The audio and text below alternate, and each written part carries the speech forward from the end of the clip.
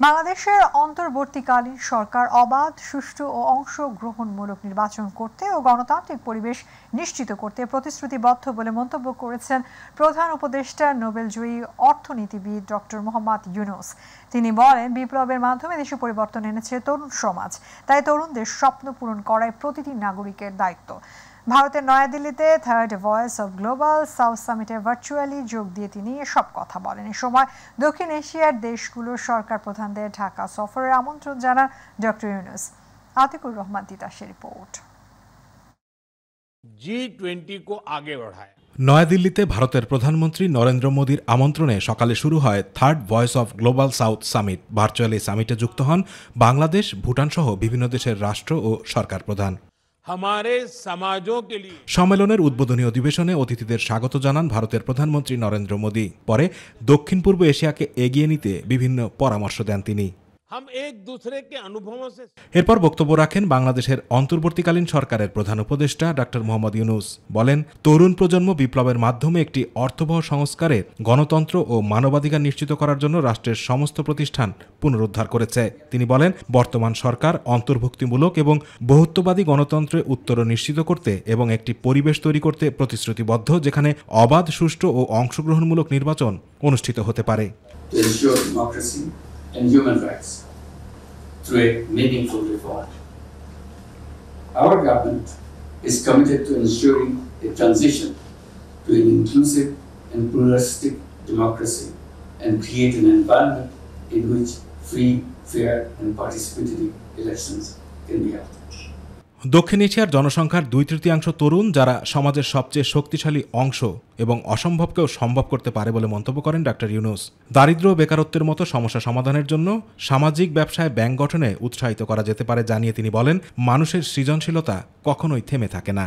Human creativity never stops on a date fixed by the state. It doesn't stop until the last breath. We may work together to see how to make societies supportive of creativity of all the people as long as they live. I have been encouraging the power of sports to be utilized for social purposes. I am glad Paris Olympics 2024 paid attention to it. Together with Paris Olympics 2024, we created a new concept of Olympics. It's called Social Business Olympics. Virtual বৈঠকে দক্ষিণ এশিয়ার দেশগুলোর সরকার প্রধানদের ঢাকা সফরের আমন্ত্রণ জানান doctor Yunus. এছাড়া ঢাকার সড়ক ও দেয়ালে আঁকা গণতান্ত্রিক পরিবেশ বান্ধব বাংলাদেশের গ্রাফিটি পরিদর্শনেরও আহ্বান জানান তিনি। Your Excellencies, I invite you to visit Dhaka soon. Otherwise, you may miss something very, very important for us. Much of the Dhaka has turned into graffiti capital of the world. Young students and children aged as young as 12 to 13 have been painting the walls of this 400-year-old city with images of a new, democratic, environment-friendly Bangladesh. Doctor Yunus বলেন, 1952 সালে বাংলাদেশি ছাত্ররা তাদের মাতৃভাষার জন্য জীবন উৎসর্গ করে। প্রায় 7 দশক পর ছাত্র নেতৃত্বাধীন দ্বিতীয় বিপ্লবের মাধ্যমে দেশে গণতন্ত্র, মানবাধিকার, মর্যাদা ও সমতা প্রতিষ্ঠিত হয়েছে, যা বিশ্বব্যাপী তরুণদের অনুপ্রাণিত করে। তরুণ সমাজের স্বপ্ন পূরণ করা এখন প্রতিটি নাগরিকের দায়িত্ব বলেও মন্তব্য করেন ডক্টর ইউনূস। আতিকুর রহমান তিতাস, মাই টিভি। ছাত্র জনতার বৈষম্য বিরোধী আন্দোলন চলাকালে আহত ব্যক্তিদের সরকারি হাসপাতালে বিনামূল্যে চিকিৎসার ব্যবস্থা সহ চিকিৎসার যাবতীয় ব্যয় বহন করবে সরকার। এক বিজ্ঞপ্তিতে তথ্য জানিয়েছে স্বাস্থ্য ও পরিবার কল্যাণ মন্ত্রণালয়ের স্বাস্থ্য সেবা বিভাগ। এদিকে ছাত্র জনতার আন্দোলনে আহতদের চিকিৎসা কার্যক্রম দেখতে কুর্মিটোলা হাসপাতালে যান সমন্বয়করা। এ সময় আহত আন্দোলনকারীদের সুষ্ঠু চিকিৎসা সেবা নিশ্চিতের দাবি জানান তারা। সাইদুর রহমান আবিরের রিপোর্ট। ছাত্র জনতার আন্দোলনে আহতদের সুষ্ঠু চিকিৎসা সেবা নিশ্চিত করতে প্রতিদিনই বিভিন্ন হাসপাতালে ছুটে যাচ্ছেন বৈষম্য বিরোধী ছাত্র আন্দোলনের সমন্বয়করা। বিকেলে রাজধানীর কুর্মিটোলা হাসপাতালে আহতদের চিকিৎসা সেবা কার্যক্রম পরিদর্শনে যান সমন্বয়করা। পরে সংগঠনের অন্যতম সমন্বয়ক সার্জিস আলম বলেন, সরকারি মেডিকেলে আহত রোগীদের সংখ্যা বেশি, তাই অতিরিক্ত রোগী প্রাইভেট হাসপাতালে পাঠিয়ে দেওয়ার দাবি জানান তিনি। বড় বড় যে হসপিটালগুলো রয়েছে, সরকারি হসপিটালগুলো, যতজন সেখানে রোগী থাকা সম্ভব তার চেয়ে ডাবলেরও বেশি রোগী রয়েছে। সেই জায়গা থেকে আমরা আমাদের স্বাস্থ্য অধিদপ্তর কিংবা স্বাস্থ্য মন্ত্রণালয়ের থেকে আমাদের একটি গুরুত্বপূর্ণ দাবি বা চাওয়া, সেখান থেকে যেন যতটুকু রোগী সেখানে থাকা সম্ভব ওইটুকু রেখে বাকিদের প্রপার ট্রিটমেন্টের জন্য প্রাইভেট হসপিটালগুলোতে রাষ্ট্রীয় খরচে পাঠানো হয়, যেন তাদের প্রপার ট্রিটমেন্টই হয়। এ সময় ফিলিস্তিনের দুর্বিষহ রাফা ক্যাম্পের সঙ্গে ঢাকা মেডিকেলের তুলনা করেন সমন্বয়ক হাসনাত আব্দুল্লাহ। আমাদের স্বাস্থ্য ব্যবস্থা এতটাই ভঙ্গুর যে ফিলিস্তিনি রাফা ক্যাম্পের সাথে ঢাকা মেডিকেল কলেজের কোনো ধরনের বৈসাদৃশ্য নেই। অর্থাৎ বিগত সরকার আমাদের এই স্বাস্থ্য খাতকে জানাজা করে দাফন কাফনও সম্পন্ন করে দিয়েছেন। এই ভঙ্গুর যে স্বাস্থ্য খাতটি সেটিকে আবার পুনর্জীবিত করতে হলে আমাদের ইনক্লুসিভ বিভিন্ন ডিসিশন প্রয়োজন, ইনক্লুসিভ পলিসি অ্যাডপশন প্রয়োজন। পরে স্বাস্থ্য অধিদপ্তরের এডিশনাল ডিজি কোথাও চিকিৎসা সেবা ব্যাহত হলে হেল্প ডেস্কে অভিযোগ জানাতে বলেন। তিনি জানান, রাষ্ট্রের দায়িত্ব প্রতিটি নাগরিকের চিকিৎসা সেবা নিশ্চিত করা। ন্যাশনাল যখন ক্রাইসিস হয় বা জাতির জন্য যারা জীবন উৎসর্গ করে, বেসরকারি হাসপাতাল তো সারা বছরই ব্যবসা করেন, এই সময়টুকুতে তারা উদারতা দেখাবেন, এইটাই আমরা এক্সপেক্ট করি। আমরা কাউকে জোর করব না, কিন্তু ইতিমধ্যেই শতপ্রণোদিত হয়ে ওনারাই কিন্তু বিল রাখছেন না।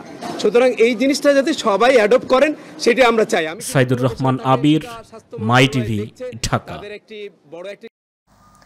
ধারালো দেশীয় অস্ত্র, রড, লাঠি ছোটা সহ বিপুল পরিমাণ সরঞ্জাম উদ্ধার করা হয়েছে ঢাকা কলেজের বিভিন্ন হল থেকে। উদ্ধার অভিযানে অংশ নেয় শিক্ষার্থীদের দাবি, এসব সরঞ্জাম দিয়ে ক্যাম্পাসের পাশাপাশি আশেপাশে এলাকায় ত্রাসের রাজত্ব কায়েম করতেন ছাত্রলীগ নেতাকর্মীরা। সকালে ঢাকা কলেজের বিভিন্ন হলে অভিযান পরিচালনা করেন সাধারণ শিক্ষার্থীরা। আবু সাইদ অপুর রিপোর্ট। ঢাকা কলেজের ছাত্রলীগ নেতাদের কক্ষে বিপুল পরিমাণ ধারালো দেশীয় অস্ত্র, রড, লাঠিসোঁটা সহ দমন পীড়ন ও চাঁদাবাজিতে ব্যবহৃত বিপুল পরিমাণ সরঞ্জাম উদ্ধার করা হয়েছে বিভিন্ন হল থেকে। ছাত্রলীগ অধ্যুষিত কক্ষগুলো তালা ভেঙে বিভিন্ন কক্ষে ঢুকে পড়েন সাধারণ শিক্ষার্থী দল। খুঁটিয়ে খুঁটিয়ে দেখেন কক্ষের বিভিন্ন অংশ। এ সময় খাটের নিচ থেকে বেরিয়ে আসে রামদা, লোহার রড, পাইপ, হকিস্টিক সহ বিভিন্ন সরঞ্জাম। ঢাকা কলেজের মোট হলের সংখ্যা 8টি। প্রতিটি হলেই মেলে দেশীয় অস্ত্র। কোটা সংস্কার আন্দোলন দমনেও এসব ব্যবহারের অভিযোগ রয়েছে বৈষম্য বিরোধী ছাত্র আন্দোলন সমন্বয়কারীর।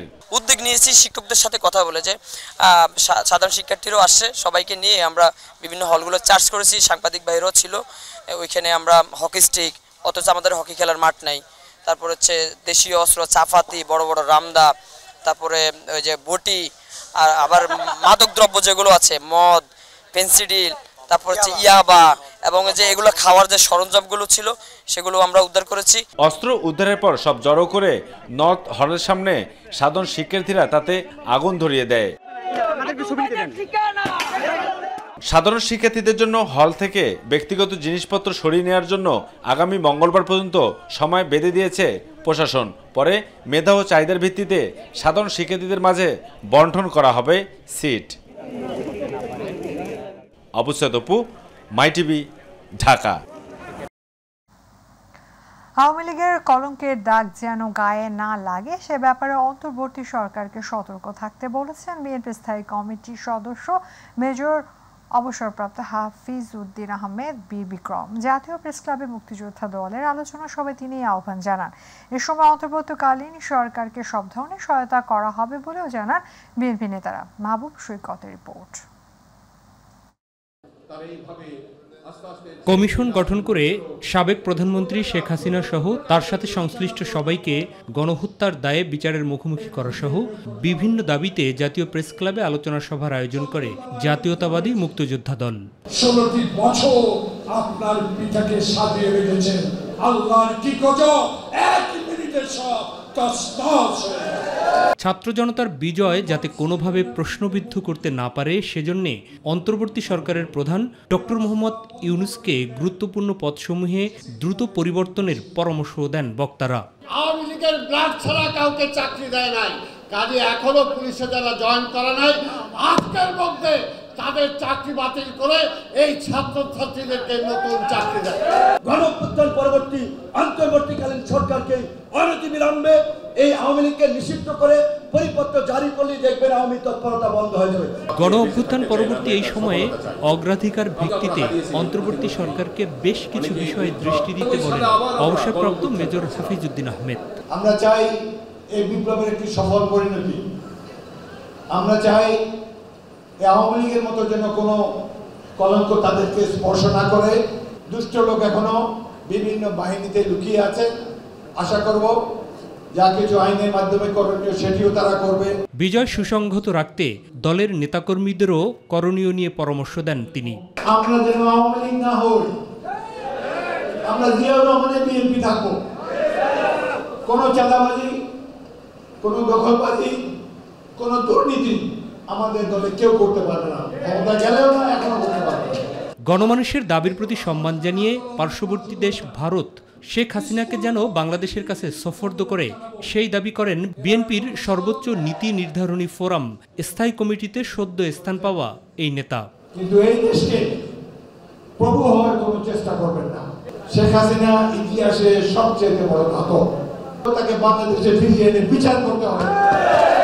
মাহবুব সৈকত, মাই টিভি, ঢাকা। ভারতের সংখ্যালঘু নিয়ে মিথ্যা অপপ্রচার চালাচ্ছে বলে মন্তব্য করেছেন এলডিপির প্রেসিডেন্ট কর্নেল অবসরপ্রাপ্ত ওলি আহমেদ। তিনি বলেন, শেখ হাসিনা মন্ত্রী এমপি সহ গণহত্যার সাথে জড়িতদের আন্তর্জাতিক অপরাধ আদালতে বিচারের মুখোমুখি করতে হবে। সকালে দেশের সাম্প্রতিক পরিস্থিতি নিয়ে সংবাদ সম্মেলনে কর্নেল ওলি আহমেদ এসব কথা বলেন।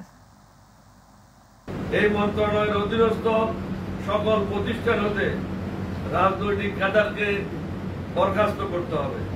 তাদের দুর্নীতি এবং ক্ষমতার অপব্যবহার তদন্ত করে বিচারের আওতায় আনতে হবে। অবস্থার উন্নতি হলে পর্যায়ক্রমে নতুনভাবে প্রত্যেকটি সিটি কর্পোরেশন, উপজেলা, পৌরসভা এবং ইউনিয়ন পরিষদ সমূহের নির্বাচন পুনরায় ব্যবস্থা করতে হবে।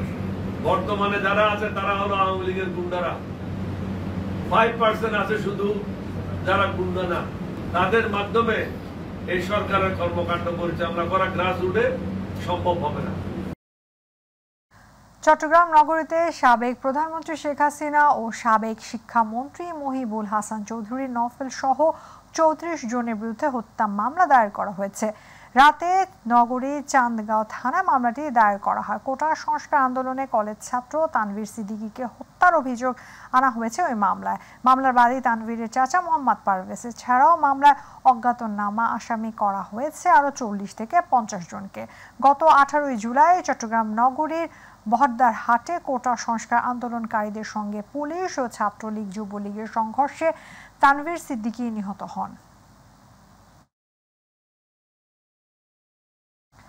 চট্টগ্রাম 11 আসনে সাবেক সংসদ সদস্য ও মহানগর আওয়ামী লীগের সদস্য এম এ লতিফের 3 দিনের রিমান্ড মঞ্জুর করেছেন আদালত। বেলা 12টার দিকে চট্টগ্রাম মহানগর হাকিম জুয়েল দেবের আদালত এই আদেশ দেন। এর আগে ভোর 6:30টার দিকে নগরে বায়েজিদ বোস্তামি থানাধীন বায়েজিদ বোস্তামি এলাকা থেকে তাকে গ্রেফতার করা হয়। জানা গেছে, বৈষম্য বিরোধী ছাত্র আন্দোলনে এরশাদ নামে এক ব্যক্তি গুলিতে আহত হন। তিনি শুক্রবার ডবল মোরিং থানায় এম এ লতিফ সহ 6 জনের নাম উল্লেখ করে অজ্ঞাত 150 জনকে আসামি করে মামলা করেন। সেই মামলায় লতিফকে গ্রেফতার করা হয়। রিমান্ড মঞ্জুর করছেন 3 দিন এবং সেখানে সুনির্দিষ্ট করে বলা হয়েছে মহামান্য হাইকোর্টের রিমান্ড বিষয়ক যদি কোনো রুলিং আছে সেই রুলিংয়ের যদি কোনো নীতি অমান্য করে এবং তাকে রিমান্ডে নেওয়ার আগে মেডিকেল চেকআপ এবং রিমান্ডের পরে মেডিকেল চেকআপ দুটোটার এভিডেন্স দেওয়ার পরে যদি কোনো ধরনের যদি রিমান্ডে তাকে টর্চার করা হয়, কোনো ধরনের তাকে যদি আঘাত করা হয়, এরকম যদি প্রমাণিত হয়, সেই আইনের বিরুদ্ধে কী করা হবে, তার বিরুদ্ধে অ্যাকশন নেওয়া হবে, লিগ্যাল অ্যাকশন নেওয়া হবে। আমার আদালত সেটা সুনির্দিষ্ট করে বলে দিয়েছে। রাজধানীর বেশিরভাগ থানাতে চেয়ার টেবিল নিয়ে কার্যক্রম চালাচ্ছে পুলিশ। ইউনিফর্ম পুড়ে যাওয়ায় সিভিল পোশাকে সাধারণ মানুষকে সেবা দিতে দেখা যায় তাদের। মনোবল ফিরিয়ে আবারও নিজেদের দায়িত্বে নিয়োজিত রেখেছেন পুলিশ সদস্যরা। তবে মোহাম্মদপুর সহ কয়েকটি থানা এখনো কাজের উপযোগী হয়ে ওঠেনি। পুলিশের পক্ষ থেকে বলা হয়েছে, পোড়া থানাগুলোর বেশিরভাগের মামলার নথি ও ইউনিফর্ম পুড়ে গেছে, লুট হয়েছে অস্ত্র। নুসরাত শারমিনের রিপোর্ট। রাজধানীর আদাবর থানা ছাত্র জনতা আন্দোলনের 12 দিন পরও পোড়া ক্ষত নিয়ে দাঁড়িয়ে আছে এটি। থানার সামনে পড়ে আছে ভাঙাচোরা গাড়ি আর পাহারায় সেনা সদস্যরা। থানার ভেতরে গিয়ে দেখা যায় পোড়া রুমেই চেয়ার টেবিল নিয়ে বসে কাজ করছেন পুলিশ সদস্যরা। আইনি সেবা দিতে দিচ্ছেন নাগরিকদের নানা পরামর্শ, সেই সাথে নেওয়া হচ্ছে অভিযোগও। ইউনিফর্ম পুড়ে যাওয়ায় সিভিল পোশাকে সীমিত পরিসরেই চলছে কার্যক্রম। সাধারণ মানুষকে পুলিশ বাহিনীর উপর আস্থা রাখার অনুরোধ জানান পুলিশ সদস্যরা। চেয়ার টেবিল এমনকি আমাদের ইউনিফর্মও নেই, পুড়িয়ে ফেলছে সব। আমাদের অনেকেরই ইউনিফর্ম নেই, যার কারণে আমি এই অবস্থায় আছি। যারা জিডি করতে আসবে বা যারা অভিযোগ নিয়ে আসবে তাদের জিডি এবং অভিযোগ আমরা সম্মানের সহিত রিসিভ করতেছি। কাজের উপযোগী করতে থানা গোছানোই নেওয়া হচ্ছে নানা পদক্ষেপ, কেনা হচ্ছে নতুন আসবাবপত্র। কার্যক্রম চালু হওয়ায় কেউ এসেছেন ছেলে নিখোঁজের জিডি করতে, আবার কেউ বা অপহরণের হুমকি পেয়ে আইনি সহায়তা নিতে। পুলিশি সহায়তার আশ্বাসে স্বস্তি ফিরেছে সাধারণ মানুষের মাঝে। জিডি করতে আসছি, মানে বাচ্চাটার কোনো খোঁজ খবর পাইতেছি না, আছে কি নাই এটাকে জানতে চাই। আমরা চাই আমাকে বাচ্চাটা যে সহি সালামত যে আমার কাছে ফেরত আসে। হুমকির জন্য আমি থানায় আদাবর থানায় আসছি জিডি করার জন্য, আরও একদিন আসছিলাম। পুরনো রূপে ফিরে এসে নগরীর জানমালের নিরাপত্তা দিতে পুলিশকে সহযোগিতা করার পাশাপাশি লুট হওয়া মালামাল নিজ দায়িত্বে ফিরিয়ে দিতে অনুরোধ জানিয়েছেন পুলিশ সদস্যরা। যে সম্পত্তিগুলো আপনারা যে কোনোভাবে হোক নিয়েছে তাদেরকে আপনারা যদি চিনে থাকেন বা তাদের সাথে যদি আপনাদের কখনো কথা হয়, আপনারা এইগুলো নিজ দায়িত্বে আমাদের থানায় এসে দিয়ে যাবেন এবং আমরা সকলের কাছ থেকে এইগুলো সুন্দরভাবে আমরা রিসিভ করি। নুসরাত শারমিন, মাই টিভি, ঢাকা। মুক্তিযুদ্ধ বিষয়ক মন্ত্রণালয়ের উপদেষ্টা ফারুকী আজম বলেছেন, মুক্তিযুদ্ধে অংশ না নিয়ে সনদ নিয়ে যারা মুক্তিযোদ্ধা সেজেছেন তাদের আইনের আওতায় এনে শাস্তি দেওয়া হবে। সকালে চট্টগ্রাম সফরকালে কয়েকটি ক্ষতিগ্রস্ত থানা পরিদর্শন করেন মুক্তিযুদ্ধ বিষয়ক মন্ত্রণালয়ের উপদেষ্টা ফারুকী আজম। এ সময় ক্ষতিগ্রস্ত থানাগুলোকে স্বাভাবিক অবস্থায় ফিরিয়ে আনতে স্থানীয়দের সহযোগিতা করার আহ্বান জানান। এর আগে উপদেষ্টা সার্কিট হাউসের প্রশাসনের কর্মকর্তাদের সাথে মত বিনিময় করেন। মুক্তিযোদ্ধা নানান আঙ্গিকেই হয়েছে, নানানভাবে হয়েছে, সেই সমস্তগুলোকে আমরা যাচাই বাছাই করে যাদেরকে সত্যিকার পাবো তারা থাকবে, আর যাদেরকে পাবো না তারা চলে যেতে হবে। এবং প্রতারণার দায়ে তাদের অনেককে আমরা রাষ্ট্রের সাথে প্রতারণার জন্য তাদেরকে শাস্তিও পেতে। বিভিন্ন প্রতিষ্ঠানে আউটসোর্সিং করে দৈনিক মজুরি ভিত্তিক চাকরি স্থায়ীকরণের দাবিতে বিক্ষোভ করেছেন স্থায়ী তৃতীয় ও চতুর্থ শ্রেণী কর্মচারীরা। সকাল থেকে শাহবাগে জড়ো হয়ে সরকারি বেসরকারি স্বায়ত্তশাসিত বিভিন্ন প্রকল্পের হাজার হাজার কর্মচারী এ দাবি জানান। বেতন 6 মাস পর্যন্ত দেরি করা, যখন তখন চাকরি চলে যাওয়া, উৎসব ভাতা না পাওয়া সহ নানা দাবিতে দীর্ঘদিনের আন্দোলন তাদের। একই প্রতিষ্ঠানের কর্মচারীদের সঙ্গে 2 রকম আচরণের অবসান চান তারা। আবু সাইদ অপুর রিপোর্ট। বিভিন্ন প্রতিষ্ঠানে আউটসোর্সিং করে দৈনিক মজুরিভিত্তিক চাকরি স্থায়ীকরণের দাবিতে বিক্ষোভ করেছেন তৃতীয় ও চতুর্থ শ্রেণীর কর্মচারীরা। সকাল থেকে শাহবাগ মোড়ে জড়ো হতে থাকে সরকারি, বেসরকারি, স্বায়ত্তশাসিত ও বিভিন্ন প্রকল্পের হাজার হাজার কর্মচারীরা। আউটসোর্সিং বাতিল করে রাজস্বভুক্ত করার দাবি নিয়ে বিভিন্ন সরকারি দপ্তর, ওই দপ্তরের কর্মচারীদের রাজস্ব খাতে স্থানান্তর ও স্থায়ীকরণের দাবি জানিয়েছেন শাহবাগে বিভিন্ন জেলা থেকে আসা অবস্থানকারীরা। আমাদের এক দফা এক দাবি, আমাদেরকে রাজস্ব খাতে নিয়োগ দিয়ে চাকরি স্থায়ী করতে হবে। আমাদের লাইফের কোনো ভবিষ্যৎ নেই, আমাদের এক দফা এক দাবি, আমাদের এই জাতীয়করণ করতেই হবে। আমরা যতক্ষণ না পর্যন্ত আমরা কোনো সুনির্দিষ্ট নির্দেশনা পাচ্ছি ততক্ষণ আমরা এই রাজপথ ছাড়বো না। বেতন 6 মাস পর্যন্ত দেরি করা, যখন তখন চাকরি চলে যাওয়া, উৎসব ভাতা না পাওয়া সহ নানা দাবি তোলেন তারা। এছাড়াও আউটসোর্সিং নীতিমালা অনুযায়ী সেবা গ্রহণ ও আউটসোর্সিং প্রথা বন্ধ করে দৈনিক মজুরিভিত্তিক নিয়োজিত সব কর্মচারী চাকরি পর্যায়ক্রমে বয়স শিথিল করে স্থায়ী করার দাবি ছিল তাদের মুখে। আমরা রাজস্বতে যেতে চাই, স্থায়ীকরণ চাই, আমাদের জন্য শেষে চাকরির নিরাপত্তাটা থাকে। যতক্ষণ পর্যন্ত জাতীয়করণ না করবে ততক্ষণ পর্যন্ত আমরা শাহবাগে অবস্থান করব। বৈষম্য বিরোধী ছাত্র আন্দোলন করে রাষ্ট্রকে যেভাবে সংস্কারের উদ্যোগ নেওয়া হয়েছে, ঠিক সেভাবেই আন্দোলনের মাধ্যমে এই সব মানুষ এক দফা দাবি নিয়ে তাদের চাকরি জাতীয়করণের দাবিতে একত্রিত হয়েছে। তাদের দাবি একটাই, যতক্ষণ তাদের দাবি মেনে না হবে ততক্ষণ পর্যন্ত তারা এই রাজপথে অবস্থান করবে। শাহবাগ থেকে আবু সাইদ অপু, মাই টিভি, ঢাকা। বিডিআর বিদ্রোহে পিলখানা নিহত হওয়া 57 সেনা ও 17 জন সাধারণ নাগরিকের হত্যার বিচারের দাবি জানিয়ে 3 দফা দাবি পেশ করেছে নিহতদের স্বজনরা। রাজধানীর একটি হোটেলে বিডিআর বিদ্রোহে হত্যাকাণ্ডে নিহত সব সেনা ও সিভিলিয়ান হত্যার বিচারের দাবিতে 3 দফা দাবি জানান তারা। সাবেক প্রধানমন্ত্রী শেখ হাসিনা, মেয়র ফজলে নূর তাপস সহ আরও অনেককে সরাসরি এই হত্যাকাণ্ডের সঙ্গে জড়িত উল্লেখ করে এ ঘটনার সুষ্ঠু তদন্ত ও বিচারের দাবি জানান তারা। পর্দার আড়ালে রয়ে যাওয়া ষড়যন্ত্রকারীদের নাম বেরিয়ে আসবে। অফিসিয়াল গ্যাজেট করে 25শে ফেব্রুয়ারিকে শহীদ সেনা দিবস হিসাবে ঘোষণা করতে হবে। এই নৃশংস বর্বর পিলখানা ট্র্যাজেডিকে স্কুলের পাঠ্য বইয়ে সিলেবাসে অন্তর্ভুক্ত করতে হবে। এতে আগামী প্রজন্ম জানতে পারবে কি ছিল এই সকল শহীদদের ত্যাগ। কুমিল্লার মাধাইয়ায় মাইক্রোবাস নিয়ন্ত্রণ হারিয়ে রাস্তার পাশে গাছের সঙ্গে ধাক্কা খেয়ে 3 জন নিহত হয়েছেন। আহত হয়েছেন আরও বেশ কয়েকজন। দুপুরে ঢাকা চট্টগ্রাম মহাসড়কে দুর্ঘটনা ঘটে। হাইওয়ে পুলিশ জানায় ঢাকা থেকে ছেড়ে আসা একটি যাত্রীবাহী মাইক্রোবাস কুমিল্লা যাচ্ছিল। এ সময় ঢাকা চট্টগ্রাম মহাসড়কে চান্দিনা মাধাইয়া এলাকায় পৌঁছালে মাইক্রোবাসটি নিয়ন্ত্রণ হারিয়ে রাস্তার পাশে গাছের সঙ্গে সজোরে ধাক্কা লাগে। এতে ঘটনাস্থলে মাইক্রোবাসে থাকা 3 যাত্রী মারা যান। আরও 3 যাত্রী আহত হন। পরে স্থানীয়রা আহতদের উদ্ধার করে হাসপাতালে নিয়ে যায়। মরদেহ চান্দিনা উপজেলা স্বাস্থ্য কমপ্লেক্সে নেওয়া হয়েছে। খুলনা বিশ্ববিদ্যালয়ের প্রধান ফটকের নাম শহীদ মীর মুগ্ধ তোরণ করেছেন বিশ্ববিদ্যালয়ের শিক্ষার্থী ও শিক্ষকরা। বিশ্ববিদ্যালয়ের শিক্ষক, শিক্ষার্থী ও সাবেক শিক্ষার্থীরা এই নামকরণ করেন। মীর মাহফুজুর রহমান মুগ্ধ ছিলেন বৈষম্য বিরোধী ছাত্র আন্দোলনের একজন সক্রিয় কর্মী। তিনি একজন ফ্রিল্যান্সার হিসেবেও কাজ করতেন। আন্দোলনের সময় খাবার, পানি ও বিস্কুট বিতরণ করতে গিয়ে পুলিশের গুলিতে গুলিবিদ্ধ হয়ে নিহত হন তিনি। তার এই আত্মত্যাগের প্রতি সম্মান জানিয়ে খুলনা বিশ্ববিদ্যালয়ের প্রধান ফটকের নামকরণ করা হয়েছে। মুগ্ধ খুলনা বিশ্ববিদ্যালয় থেকে 2023 সালে গণিতে স্নাতক ডিগ্রি অর্জন করেন।